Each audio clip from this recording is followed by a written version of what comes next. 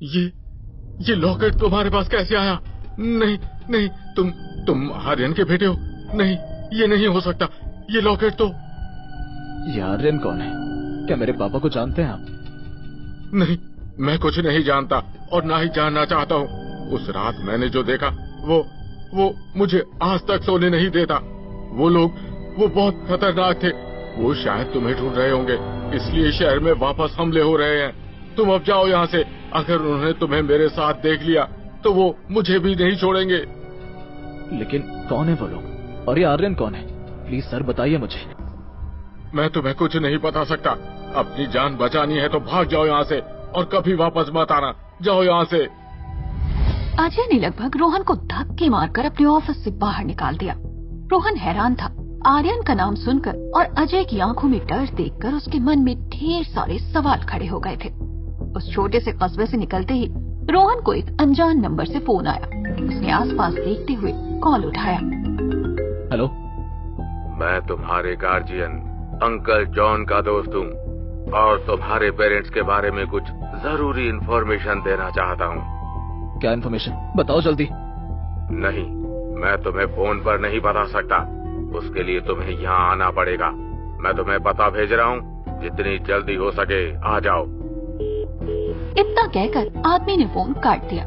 रोहन की आंखों में अब हल्की सी खुशी की झलक दिखाई दे रही थी और अगले ही कुछ सेकंड में उसे फोन की स्क्रीन पर मैसेज दिखाई दिया।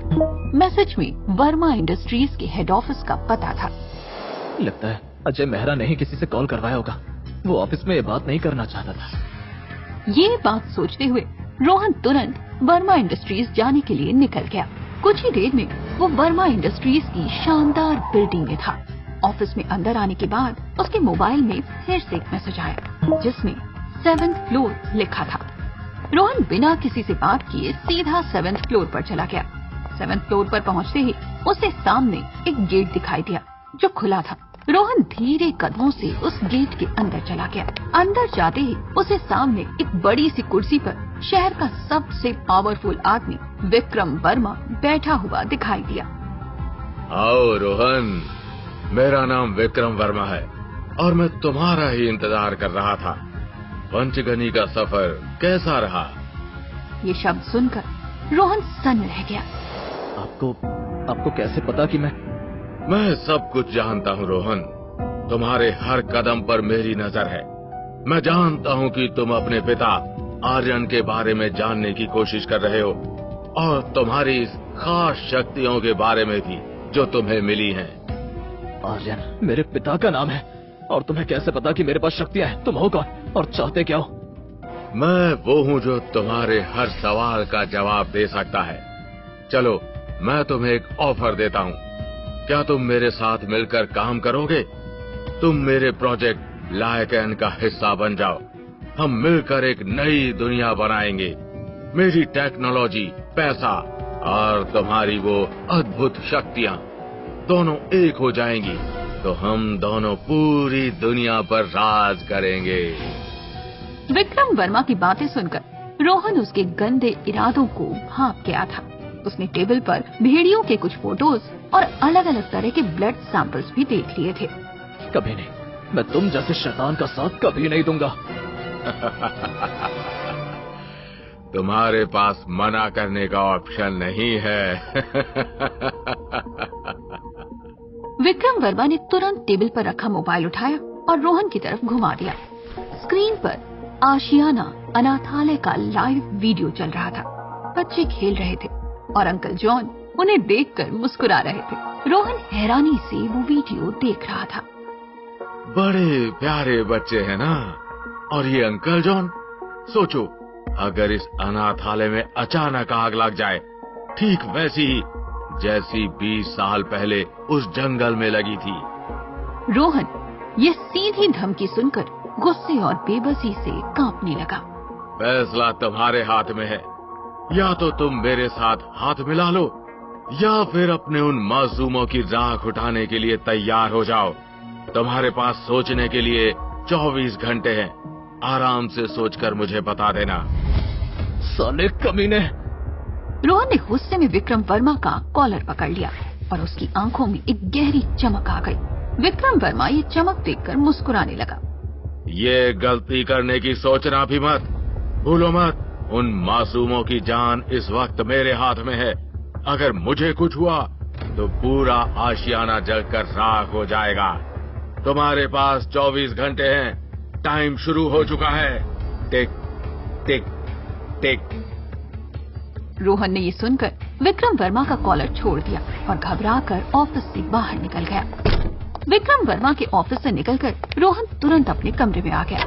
वो अकेला टूटा हुआ एक ऐसे चक्रव्यूह में फंस चुका था जहाँ से निकलने का उसे कोई रास्ता दिखाई नहीं दे रहा था। मैं क्या करूं? अगर मैं इस विक्रम वर्मा की बात मानता हूं तो मैं हमेशा हमेशा के लिए एक राक्षस बन जाऊंगा, और अगर नहीं मानता हूं तो अंकल जॉन और वो बच्चे, नहीं, मैं उन्हें कुछ नहीं होने दे सकता।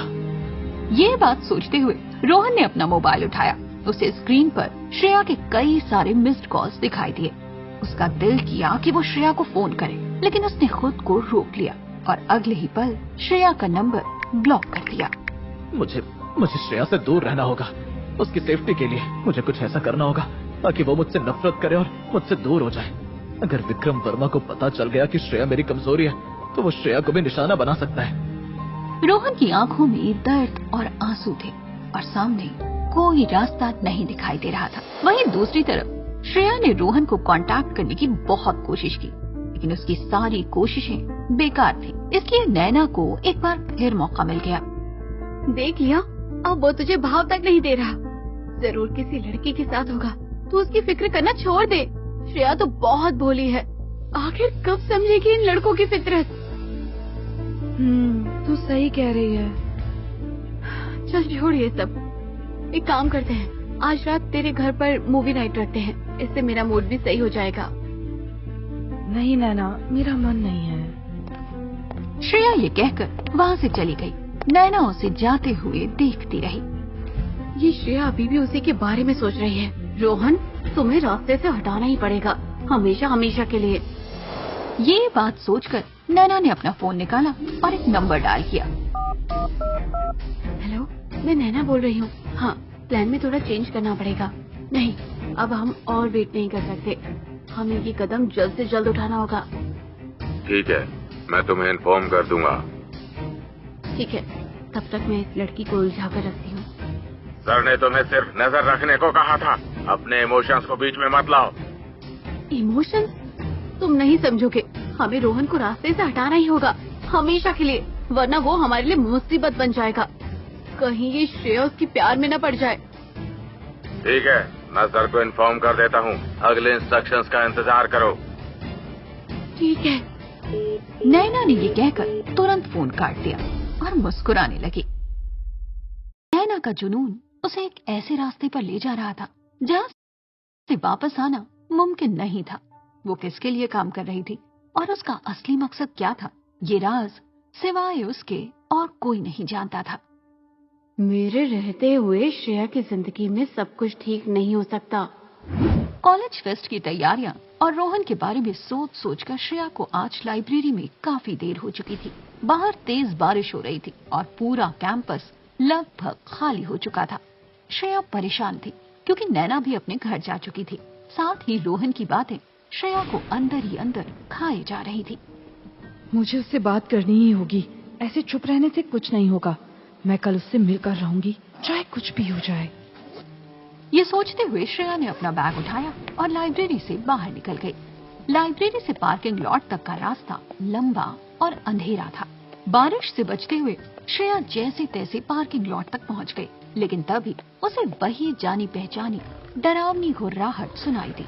लेकिन इस बार आवाज सुनकर ऐसा लग रहा था जैसे भेड़ियों का पूरा झुंड श्रेया के इंतजार में खड़ा हो। ये आवाज सुनकर श्रेया का दिल जोर जोर से धड़कने लगा और तभी कई सारी परछाइयों ने अंधेरे से निकलकर उसे चारों तरफ से घेर लिया। सभी दिखने में आधे भेड़िए और आधे इंसान लग रहे थे। उन सभी की आंखें अंधेरे में लाल अंगारों की तरह चमक रही थी। तो ये है वो लड़की जिसके लिए रोहन अपनी जान देने को तैयार है। कौन हो तुम लोग? क्या चाहते हो?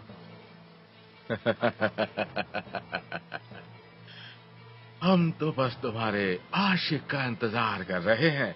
आज या तो वो तुम्हें बचाएगा या अपनी जान को गंवाएगा। करण ने ये कहते हुए एक भेड़िए को इशारा कर दिया और तभी एक भेड़िए ने श्रेया की तरफ कदम बढ़ा दिया। श्रेया का चेहरा पसीने से तरबतर हो चुका था। वो डर के मारे चीखने ही वाली थी कि तभी हवा को चीरती हुई एक परछाई आसमान से नीचे आ गिरी और उस परछाई ने आते ही श्रेया के सामने खड़े भेड़िए को जमीन पर पटक दिया। ये परछाई किसी और की नहीं, रोहन की ही थी, लेकिन आज वो बिल्कुल अलग था। उसका चेहरा गुस्से से तमतमाया हुआ था और आंखें वो पूरी तरह से सुनहरी हो चुकी थी, जिनमें एक जंगली बेकाबू चमक थी।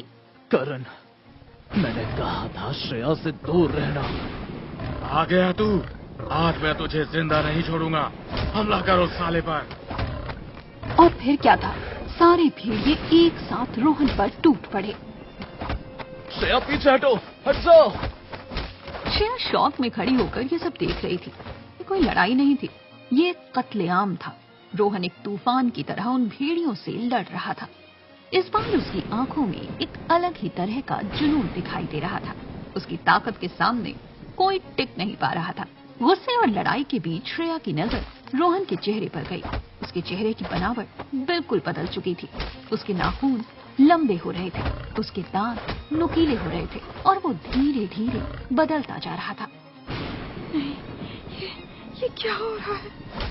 रोहन ने कुछ देर में ही करण को जमीन पर गिरा दिया और उसकी छाती पर अपना पैर रखकर खूंखार आंखों से उसे देखने लगा। आज मैं तुझे खत्म कर दूंगा। रोहन! रोहन ये कहते हुए करण पर आखिरी वार करने ही वाला था कि तभी उसे श्रेया की आवाज सुनाई दी। श्रेया के चेहरे पर खौफ देखकर उसे अगले ही पल होश आया और उसकी आंखों की कोर गीली हो गई। और ठीक इसी एक पल का फायदा उठाकर करण ने उसे धक्का दिया और अपने बाकी घायल भेड़ियों के साथ अंधेरे में गायब हो गया। उसने जाते जाते बस इतना कहा, ये लड़ाई अभी खत्म नहीं हुई है रोहन, मैं फिर आऊंगा। पार्किंग लॉट में अब सिर्फ रोहन और श्रेया थे। रोहन वापस नॉर्मल होने की कोशिश कर रहा था, पर उसकी आंखें अभी भी सुनहरी थी। वो बुरी तरह से घायल हो चुका था और श्रेया उसे देखकर कांप रही थी। उसके लिए ये पल किसी बुरे सपने से भी ज्यादा भयानक था। तुम्हारी आंखें और तुम्हारे हाथ पैर, तुम कौन हो रोहन? श्रेया, मैं। सच बताओ रोहन, ये सब क्या है? वो लोग कौन थे और तुम क्या हो? वो भेड़िए थे श्रेया, इंसानी भेड़िए, और मैं भी उन्हीं में से एक हूँ।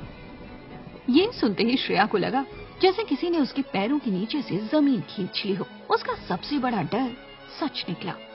क्या? नहीं, तुम मजाक कर रहे हो। इंसानी भेड़िए जैसा कुछ नहीं होता। तुम काश ये मजाक होता, लेकिन यही सच है। और वो लोग मुझे मारना चाहते हैं, पता नहीं क्यों। और तुम्हें मेरी कमजोरी की तरह इस्तेमाल कर रहे हैं। तो वो मैसेज में सच लिखा था। तुम सच में एक भेड़िया हो। श्रेया और कुछ नहीं कह पाई। उसकी आंखों में घबराहट और आंसू थे। रोहन उठकर उसके पास आने लगा, लेकिन तभी नहीं, दूर रहो मुझसे, दूर रहो। श्रेया, मेरी बात सुनो। मुझे कुछ नहीं सुनना। श्रेया तुरंत घूमकर वहाँ से भाग गई। उसका दिमाग सुन्न हो चुका था। वो रोहन की सच्चाई को एक्सेप्ट नहीं कर पा रही थी। श्रेया रुको, श्रेया। रोहन बहुत देर तक उसे आवाज देता रहा, लेकिन श्रेया नहीं रुकी। रोहन उसके पीछे जाने की हिम्मत नहीं कर सका। वो वहीं जमीन पर बैठ गया और बारिश में भीगता रहा, जैसे वो जिंदगी में सब कुछ हार चुका हो। बारिश में भीगते हुए और जख्मों से जूझते हुए रोहन को अचानक विक्रम वर्मा की धमकी याद आई। वो बहुत देर तक तेज बारिश में वहीं बैठा रहा, लेकिन तभी उसे एहसास हुआ कि 24 घंटे पूरे होने वाले थे। मैं विक्रम वर्मा को उसके इरादों में कामयाब होने नहीं दूंगा। मैं श्रेया को तो खो चुका था, लेकिन अंकल जॉन और बच्चों को नहीं खो सकता। मुझे उन्हें वहां से निकालना होगा आज रात ही। ये बात सोचते हुए उसने तुरंत अपने फोन से एक नंबर डायल किया। ये नंबर प्रोफेसर आलोक का था। प्रोफेसर आलोक मुंबई यूनिवर्सिटी में माइथोलॉजी के प्रोफेसर थे। वो एक शांत और टैलेंटेड इंसान थे। पूरे कॉलेज में वो अकेले ऐसे शख्स थे जो रोहन के राज को जानते थे, इसलिए वो कभी भी एक मेंटोर की तरह रोहन की मदद किया करते थे। हाँ रोहन, बोलो। प्रोफेसर आलोक, मुझे आपकी हेल्प चाहिए। मैं बहुत बड़ी मुसीबत में फंस गया हूँ। क्या हुआ रोहन? तुम्हारी आवाज, क्या तुम्हारी किसी से लड़ाई हुई है? ये सब मैं आपको बाद में बताऊंगा। क्या आप अभी के अभी आपकी बस लेकर आशियाना अनाथालय आ सकते हैं? हमें वहाँ से बच्चों और अंकल जॉन को लेकर सेफ जगह पर ले जाना होगा। अरे लेकिन हुआ क्या है अचानक ये? विक्रम वर्मा, वो सबको मारना चाहता है। प्लीज प्रोफेसर, जल्दी कीजिए, हमारे पास वक्त बहुत कम है। मैं आपको सब बताऊंगा, लेकिन अभी हमें वहाँ पहुँचना होगा। ठीक है, मैं आ रहा हूँ। रोहन ने तुरंत फोन काटकर एक पल के लिए आंखें बंद कर ली और अपनी सारी ताकत बटोरकर पंचगनी की तरफ जाने के लिए दौड़ पड़ा। रोहन बेसुध होकर हवा की तरह दौड़ रहा था। उसे नहीं पता था कि वो ये लड़ाई जीत पाएगा या नहीं, लेकिन अब वो लड़ने के लिए तैयार था। हालांकि उसके जख्मों से अभी भी खून रिस रहा था। उसे दर्द महसूस नहीं हो रहा था। उसका पूरा ध्यान सिर्फ एक चीज पर था, और वो था आशियाना अनाथालय। अंकल जॉन और बच्चों के मुस्कुराते हुए चेहरे उसकी आंखों के सामने घूम रहे थे। मैं आपको कुछ नहीं होने दूंगा, चाहे मुझे अपनी जान ही क्यों न देनी पड़े। विक्रम वर्मा, अगर तूने किसी को छुआ भी तो मैं तुझे दुनिया के किसी कोने में जिंदा नहीं रहने दूंगा। रोहन की आंखों में एक अलग ही जुनून सवार था। वो बेसुध होकर भागे जा रहा था, लेकिन तभी उसका फोन बजने लगा। स्क्रीन पर प्रोफेसर आलोक का नाम देखते ही उसने फोन उठा लिया। प्रोफेसर। रोहन, मैं निकल चुका हूँ, आधे घंटे में पहुँच जाऊंगा। लेकिन मैंने अभी अभी चेक किया, ये विक्रम वर्मा कोई मामूली आदमी नहीं है। बहुत खतरनाक आदमी है वो हमारे साथ ऐसा खेल खेल सकता है जिसका तुम अंदाजा भी नहीं लगा सकते हो रोहन। मैं जानता हूँ प्रोफेसर, लेकिन अब मेरे पास कोई और रास्ता नहीं है। देखो, एक बात याद रखना रोहन, आज रात तुम्हें सिर्फ अपनी ताकत से नहीं बल्कि अपने दिमाग से भी काम लेना होगा। विक्रम वर्मा तुम्हारी हर हरकत पर नजर रखे हुए होगा। मैं तैयार हूँ प्रोफेसर। गुड, जल्दी मिलते हैं। प्रोफेसर आलोक ने तुरंत कॉल काट दिया। रोहन एकटक सामने देख रहा था। उसकी आंखों में बदले की आग जल रही थी। वहीं दूसरी तरफ श्रेया अपने कमरे में बेचैन बैठी थी। रोहन का वो आधा बदला हुआ चेहरा, उसकी वो सुनहरी आंखें, उसके वो शब्द, मैं भी उन्हीं में से एक हूँ, बार बार उसके कानों में गूंज रहे थे। वो बार बार सोने की कोशिश कर रही थी, लेकिन नींद उसकी आंखों से कोसों दूर थी। आखिरकार थकान उस पर हावी हो गई और वो नींद में डूब गई। नींद में जाने के कुछ ही सेकंड बाद श्रेया ने अपने आसपास एक घना जंगल देखा। उसके ठीक सामने रोहन खड़ा था और रोहन के चारों तरफ खूंखार इंसानी भेड़िए खड़े थे। रोहन, पीछे देखो, रोहन, वो भेड़िए। श्रेया का सिर पसीने से तरबतर हो गया, लेकिन रोहन बिना डरे वहीं खड़े होकर मुस्कुरा रहा था। और फिर क्या था, श्रेया की आंखों के सामने उसका शरीर धीरे धीरे बदलने लगा।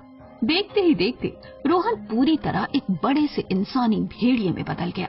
उसके पूरे शरीर पर बाल आ गए, उसके नाखून और दांत बड़े होने लगे।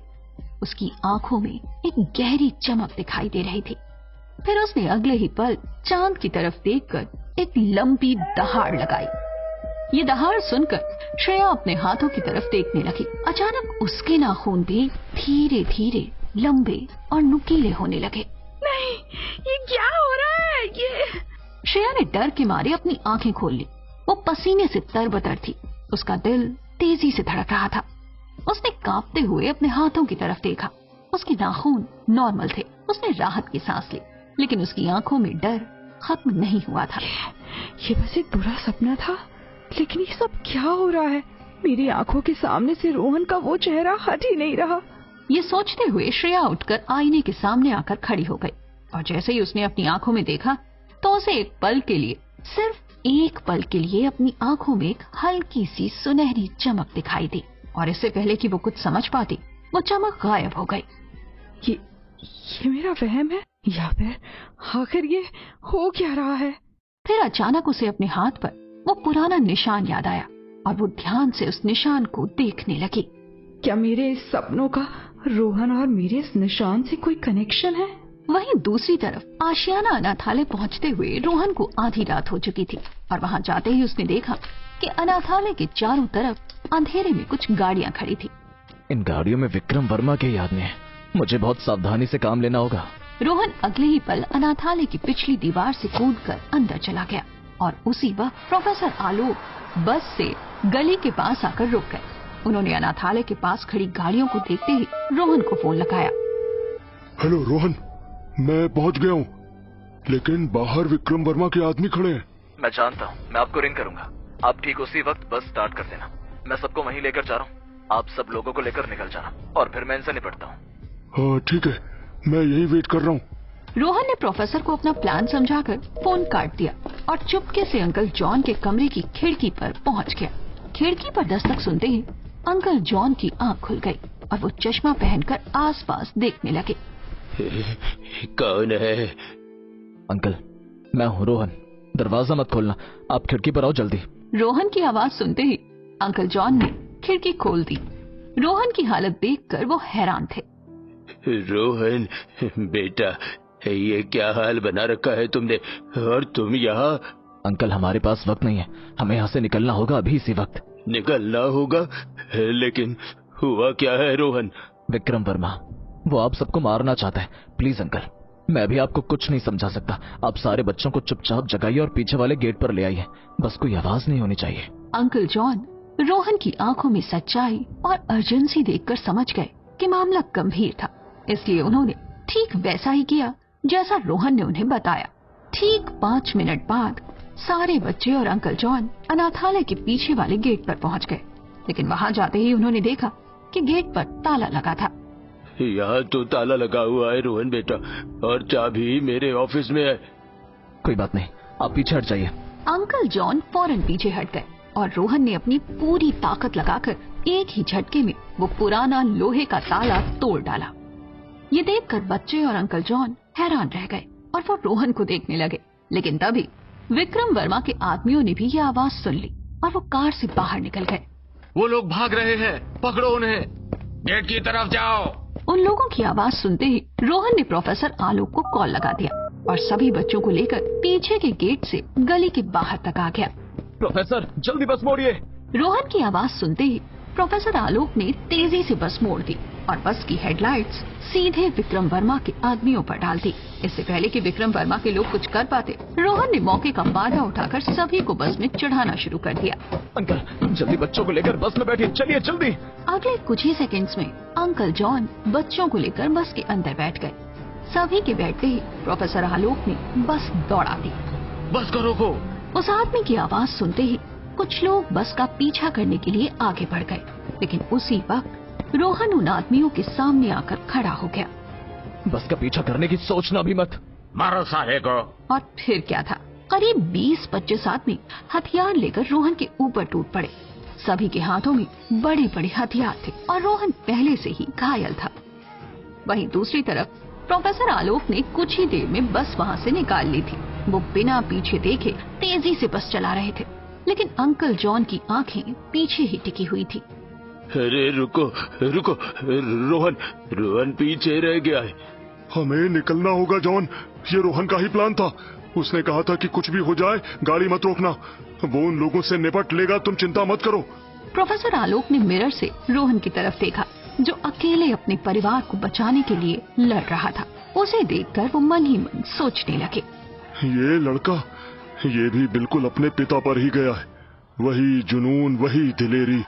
लेकिन मुझे इसे समझाना होगा कि इंसानों के लिए लड़ना हमेशा दर्द ही देता है। आर्यन ने मुझे रोहन पर नजर रखने को कहा था, लेकिन मैंने ना चाहते हुए भी रोहन को इंसानों के बीच फंसा दिया है। ये कहते हुए प्रोफेसर आलोक की आंखों में भी वही सुनहरी रोशनी दिखने लगी जो रोहन की आंखों में थी। प्रोफेसर आलोक की वैन रोहन की आंखों से ओझल हो चुकी थी और अब वो अकेला विक्रम वर्मा के लगभग 20-25 गुंडों से घिरा हुआ था। सभी गुंडे दरिंदों की तरह उसे देख रहे थे, लेकिन रोहन के मन में अलग ही बात चल रही थी। श्रेया, लगता है मैं तुम्हें फिर कभी नहीं देख पाऊंगा। मैं बस ये कहना चाहता था कि मैं तुमसे बहुत प्यार करता हूँ। क्या हुआ, अकेले पड़ गए क्या हीरो? अब चल चुपचाप हमारे साथ, बॉस इंतजार कर रहे हैं। तुम्हारा बॉस तुम्हारा नर्क में इंतजार कर रहा है। ये कहते ही रोहन उन पर टूट पड़ा। सभी लोग रोहन को संभालने की कोशिश में लगे थे, लेकिन वो किसी के बस में नहीं आ रहा था। कुछ गुंडों ने लोहे की रॉड लेकर उस पर पीछे से वार करना शुरू कर दिया। रोहन बहुत देर बचता रहा, लेकिन एक रॉड उसके सर पर जा लगी और वो जमीन पर गिर गया। उसका सिर खून से लथपथ हो चुका था। साले बहुत हुआ, लेकर चलो इसे। सभी गुंडे रोहन को उठाकर गाड़ी में डालने लगे, लेकिन तभी अंधेरे में पुलिस की 2-3 गाड़ियां तेजी से वहां पहुंच गईं। पुलिस, कोई हिलेगा नहीं। गाड़ी से पुलिस वालों के साथ प्रकाश भी उतरे। उनके हाथ में गन थी और आंखों में जुनून सवार था। वहीं पुलिस को देखते ही वो सारे गुंडे रोहन को छोड़कर वहां से भाग गए। पकड़ो उन्हें। प्रकाश की आवाज सुनते ही पुलिस वाले विक्रम वर्मा के आदमियों के पीछे भागे और तभी प्रकाश की नजर रोहन पर गई, जो जमीन पर घायल पड़ा था। मैं सही था, ये लड़का ये उसी केस से ही जुड़ा हुआ है।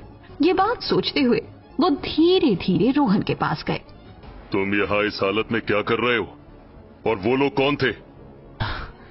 मैं नहीं जानता। झूठ, तुम्हारी वजह से मेरी बेटी की भी जान खतरे में है। सच सच बताओ, वरना मैं तुम्हें यहीं अरेस्ट कर लूंगा। जिंदगी भर जेल में सड़ोगे तुम। रोहन एक नजर में पहचान गया था कि प्रकाश श्रेया के पापा थे, इसलिए वो खामोश रहकर आसपास देखने लगा। वहीं दूसरी तरफ मुंबई में श्रेया का मन किसी भी चीज में नहीं लग रहा था। उसे अब चाह कर भी नींद नहीं आ रही थी और साथ ही वो नींद में आए सपनों से डर रही थी। उसे रोहन का वो बदला हुआ रूप और उसकी सच्चाई और खुद में आया बदलाव सोने नहीं दे रहा था और न ही जागने दे रहा था। इसलिए उसने फैसला किया कि वो अब खुद इस बात पर रिसर्च करेगी। भेड़िए, वेयरवॉल्फ, ये सब तो कहानी में होता है, लेकिन मैंने अपनी आंखों से जो देखा वो झूठ नहीं हो सकता। मुझे पता करना होगा। पापा को मैं इस बारे में नहीं बता सकती, वरना वो खामोखा डर जाएंगे। मुझे खुद ही कुछ करना पड़ेगा।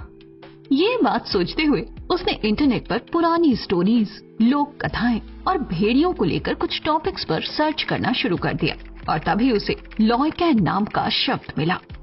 लाइकैन, इंसान और भेड़िए का एक शक्तिशाली मिक्सचर। ये अपनी मर्जी से रूप बदल सकते हैं और इनकी ताकत चांद की रोशनी में बढ़ जाती है। ये सब पढ़कर श्रेया के रोंगटे खड़े हो गए और उसका दिल तेजी से धड़कने लगा। ये सारी बातें रोहन से मिल रही हैं। इसका मतलब रोहन सच कह रहा था। वो एक लाइकैन है, एक इंसानी भेड़िया। नहीं, मुझे रोहन से मिलना होगा। ओ गॉड, वो मुझे समझ में नहीं आ रहा कुछ।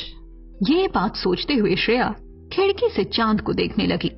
कुछ देर चांद को देखने के बाद उसकी आंखें भारी होने लगी और वो बिस्तर पर आकर सो गई। लेकिन आंखें बंद करते ही उसे वही जंगल वापस दिखाई दिया, लेकिन इस बार वो अकेली थी। उसका शरीर डर के मारे कांप रहा था और तभी झाड़ियों में हलचल हुई। कौन है वहाँ? कौन है? उसकी आवाज सुनते ही एक बड़ा सा सफेद भेड़िया उसके सामने आकर खड़ा हो गया। उस भेड़िए की आंखें नीली और शांत थी। उसे देखकर श्रेया के पैरों तले जमीन खिसक गई और वो जोर जोर से हाँफने लगी। डरो मत। तुम बोल सकते हो? कौन हो तुम? मैं तुम्हारी रक्षक हूँ, तुम्हारे अंदर का हिस्सा। समय आ गया है, तुम्हें अब अपनी सच्चाई को स्वीकार करना होगा। मेरी सच्चाई? कैसी सच्चाई? याद करो बचपन की वो भोली हुई याद, वो इंजेक्शन की चुभन, वो दर्द। तुम्हारे अपने ने ही तुम्हें ये तोहफा दिया है, मुझे और तुम्हें एक किया है। अपने ने ही। ये शब्द सुनते ही श्रेया को कुछ धुंधला धुंधला सा याद आने लगा। उसे सपने में दिखने वाला वो इंजेक्शन, वो जानी पहचानी आंखें याद आने लगी। लेकिन तभी वो सफेद भेड़िया अचानक दर्द से कराहने लगा। इससे पहले कि श्रेया कुछ समझ पाती, एक काली परछाई ने उस सफेद भेड़िए पर हमला कर दिया। नहीं! श्रेया ने हाँफते हुए आंखें खोल ली। वो पसीने से भीगी हुई थी। उसने अपने आसपास देखा तो उसे कहीं वो सफेद भेड़िया नहीं दिखाई दिया। सुबह हो चुकी थी और वो अपने कमरे में थी।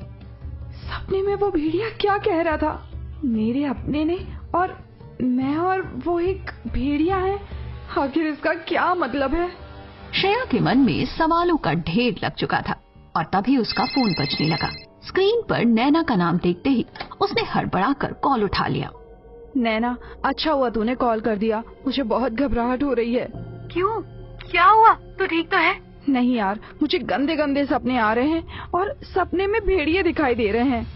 क्या भेड़िए? तू चिंता मत कर, मैं आ रही हूँ। नैना ने तुरंत कॉल काट दिया, लेकिन श्रेया की आंखों में डर अभी तक कम नहीं हुआ था। वहीं दूसरी तरफ नैना फोन काटने के बाद अपनी पुरानी डायरी के पन्ने पलटने लगी। ये वही डायरी थी जिसमें नैना ने उसकी और श्रेया की बचपन की फोटो संभाल कर रखी थी। नैना का कमरा श्रेया के आलीशान कमरे से बिल्कुल अलग था। उसका कमरा छोटा सा था जिसमें जरूरत का ही कुछ सामान रखा था। इसी वजह से नैना कभी अपने किसी दोस्त को अपने घर पर नहीं बुलाती थी। हमेशा से ही तुम प्रिंसेस रही हो श्रेया। बड़ा घर, महंगी गाड़ियाँ, डिजाइनर कपड़े, और मैं हमेशा तुम्हारी परछाई बनकर रही, तुम्हारी दोस्त, तुम्हारी एहसानमंद पड़ोसन। लेकिन अब ये सब खत्म करना होगा। नैना की जलन अब धीरे धीरे नफरत में बदलती जा रही थी। वो श्रेया की अमीरी और लाइफस्टाइल को देखकर सालों से जल रही थी और इसी जलन के चलते उसने कुछ साल पहले अपनी जिंदगी बदलने का फैसला कर लिया और वो इत्तेफाक से ऐसे लोगों के साथ जा मिली जो श्रेया पर नजर रख रहे थे। ये लोग और कोई नहीं, विक्रम वर्मा के ही आदमी थे। शुरू में तो नैना डर गई थी, लेकिन जब उन लोगों ने नैना को पैसे और एक बेहतर जिंदगी का लालच दिया तो वो उन लोगों के लिए काम करने को तैयार हो गई। उसे बस श्रेया की हर खबर उन लोगों तक पहुंचानी थी और उसे रोहन जैसे लड़कों से दूर रखना था। श्रेया, तुमने मुझसे मेरा पहला प्यार संकेत भी छीना था। संकेत के जाते ही तुम्हें ये रोहन मिल गया। तुम्हें तो सब कुछ आसानी से मिल जाता है, लेकिन अब और नहीं। अब इस कहानी की प्रिंसेस मैं बनूंगी। तुम्हारा वक्त अब खत्म हो गया है। ये बात सोचते हुए नैना ने अपना फोन निकाला और एक नंबर पर मैसेज टाइप करने लगी। श्रेया सच के करीब पहुंच रही है। उसे अजीब से सपने आ रहे हैं। हमें प्लान बी पर काम करना होगा। मैसेज भेजने के अगले कुछ ही मिनटों में उसके पास जवाब भी आ गया। बॉस का ऑर्डर है, उसे रोहन से दूर रखो, चाहे कुछ भी करना पड़े। अगर वो नहीं मानती तो उसे इमोशनली तोड़ दो।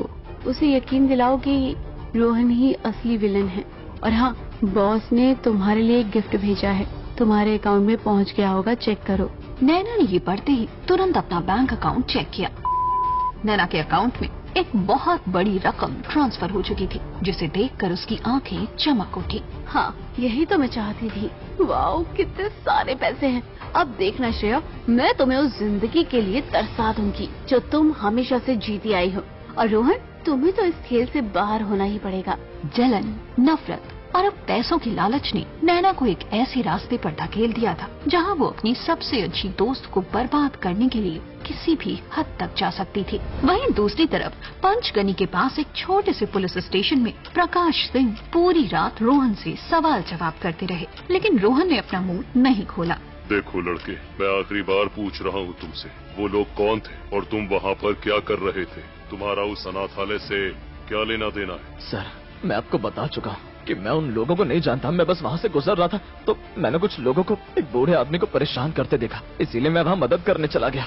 मदद? तुम्हारी हालत देखकर तो लगता है कि तुम्हें खुद मदद की जरूरत है। और तुम्हारे कंधे पर ये जख्म, ये तो किसी जानवर का लग रहा है। नहीं सर, ये तो बस लड़ाई में लग गया। ये बात सुनते ही प्रकाश ने जोर से टेबल पर हाथ मारा। ये देखकर रोहन सकपका गया। झूठ, सब कुछ झूठ। तुम मुझसे कुछ न कुछ छिपा रहे हो। देखो लड़के, तुम्हारी वजह से मेरी बेटी की जान खतरे में है, इसलिए जो भी पता है सब अभी अभी बक दो, वरना मुझे और भी तरीके आते हैं। सर, आपकी बेटी श्रेया, वो मेरी अच्छी दोस्त है, वो सेफ है, उसे मेरी वजह से कोई खतरा नहीं है। प्लीज मुझ पर यकीन कीजिए, मुझे कुछ नहीं पता। रोहन की आंखों में एक अजीब सी सच्चाई और बेबसी थी, जिसने प्रकाश सिंह जैसे अनुभवी पुलिस वाले को भी एक पल के लिए सोचने पर मजबूर कर दिया। उनके पास रोहन के खिलाफ कोई सबूत नहीं था और बिना सबूत के वो उसे और ज्यादा देर रोक भी नहीं सकते थे। ठीक है, तुम जा सकते हो, लेकिन याद रखना मेरी नजर तुम पर ही है। अगर मेरी बेटी को जरा भी खरोंच आई तो मैं तुम्हें कहीं से भी ढूंढ निकालूंगा, समझे? रोहन चुपचाप उठा और स्टेशन से बाहर निकल गया। प्रकाश उसे जाते हुए देखते रहे। जरूर ये लड़का झूठ बोल रहा है, लेकिन इसकी आंखों में वो झूठ नहीं है। लगता है कहानी कुछ और ही है।